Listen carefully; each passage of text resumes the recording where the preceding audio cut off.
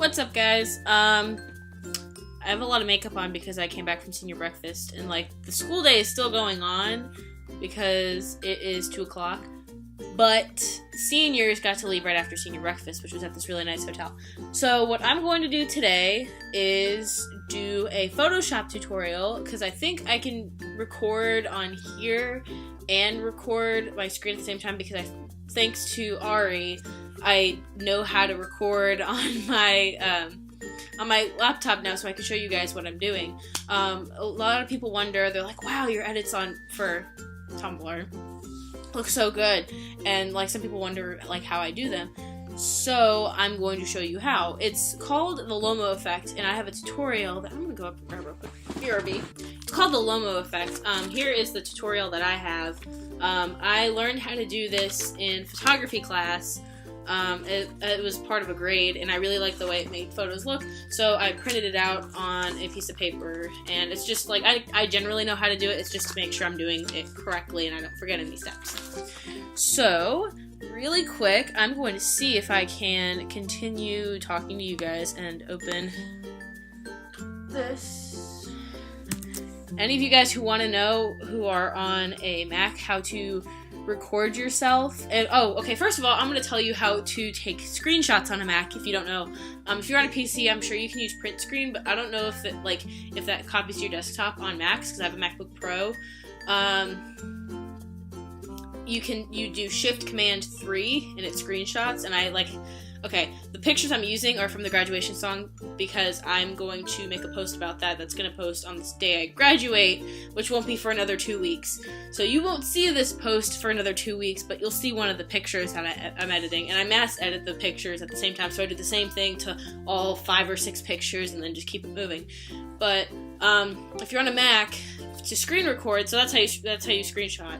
To do screen caps. To screen record, all you have to do is go to Launchpad and click open. There's like a folder with QuickTime and a bunch of other stuff. Click on QuickTime, and then when it has like a thing that comes up that says opens up trying to figure out if you want to play something, you just hit with Control Command N, and a screen record thing will come up. So I'm gonna hit that now.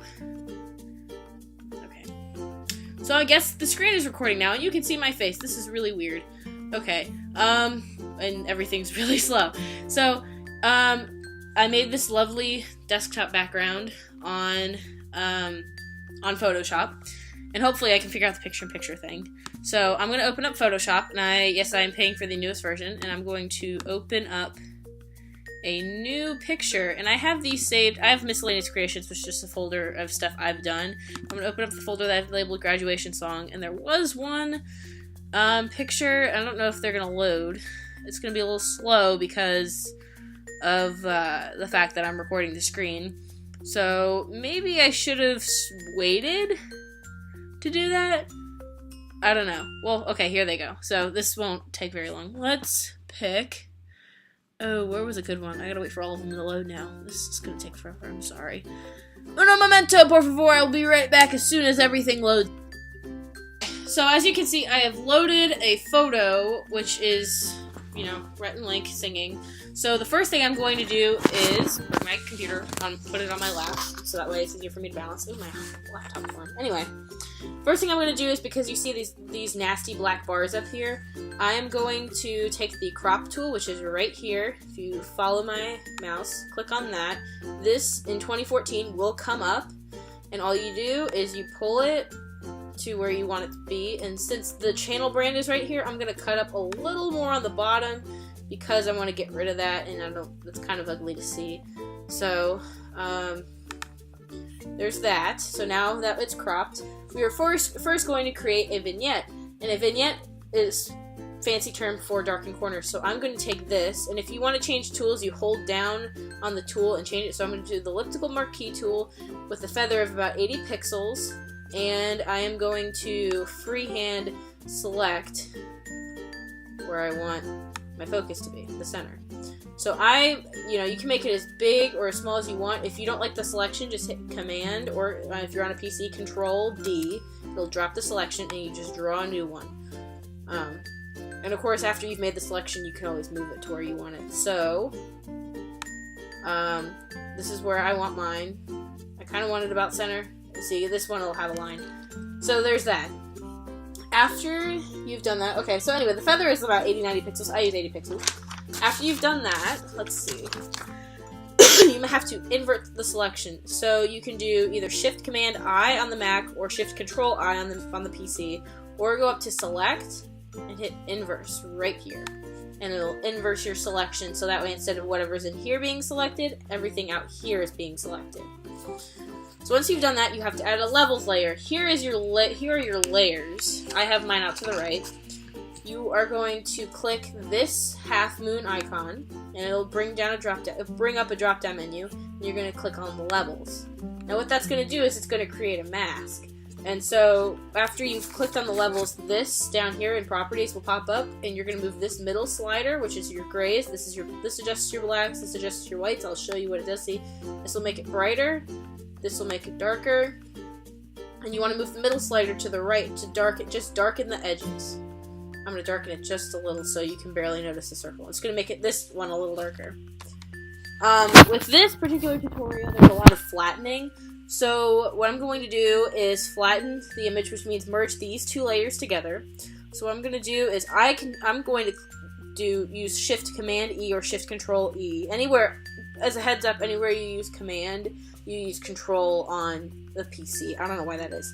Or you can go up to Layers, where is it? Layers, Merge, Layers. So or you just can click Flatten Image, which is what I'm going to do. Which basically flattens all the layers. So now, the next thing you're going to do is create a curves layer. So you can go back down to this half moon and go to Curves. And you're going to make an S curve. So I might not make an S curve because of the way I want the colors. You can do whatever, do this however you want. You're going to take this, pull it up a little bit. That's going to want it to be too overly bright. And I'm going to take this bottom one and pull it down. Add some contrast to the image. And the next thing you're going to do after that is you're going to click New Layer. So in this Layers palette, there's this new layer icon right here, which looks like a little square with a flap, and it'll come up that says Create New Layer, so I'm going to click that. And then I'm going to click the Paint Bucket tool, and make sure there's black here, and you're going to fill the entire image. Now it's going to look black, and it's going to, you're going to be like, what happened to the picture? Wait just a second. Up here where this says normal, these are your blending modes. You're going to go down to Hue. And so, see, the picture comes back. It just changed it to black and white for now. And you're going to go to your opacity, which is right here. And I might type it in. You can move, there's the opacity slider. You move it back and forth. I'm going to type in 40. It's just easier for me that way. And this is about how much color you want. And then after you do that, you're going to do the same thing.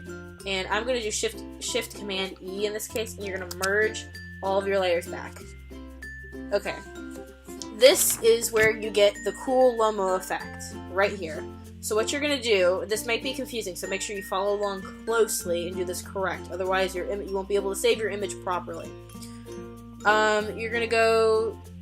Okay, so you click your channels window. Mine happens to be right next to the layers. And if you can't find a window, see all these check marks? These are all of the windows I have available. You can click on one, like I can click on Timeline, and that'll pop up down here, but I don't want that, so I don't know how to get rid of that. Oh no, oh wait, here. Okay. So I've pulled up my channels, so I'm going to go to Image, Mode, LAB Color. So this is going to change. You're going to click on this Lightness channel right here. And then you're going to go to Filter, Sharpen, Unsharp Mask, and you need to make sure that the amount is set to 50%, the radius is set to 50%, or 50 pixels in this case, and the threshold is set to 0 levels. And then you're just going to click OK.